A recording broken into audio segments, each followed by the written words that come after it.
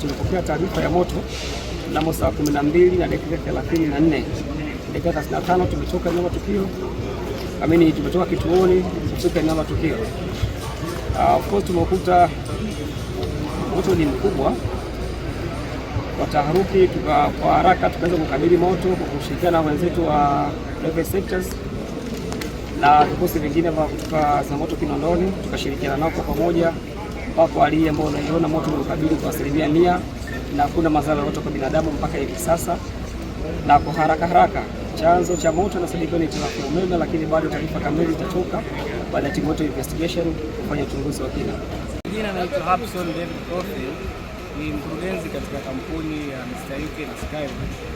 Na jioni ya leo kwa masikitiko makubwa sana tunasikitika kusema kwamba tumepata janga la moto pale ambapo tulikuwa ofisi zetu, showroom zetu, moto ambao chanzo chake tunaamini umesababishwa na hitilafu iliyotokea na kupanda na kushuka kwa umeme.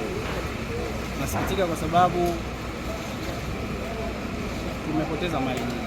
Nasikitika pia kwa sababu tumepoteza mahali ambapo ilikuwa ni ofisi yetu.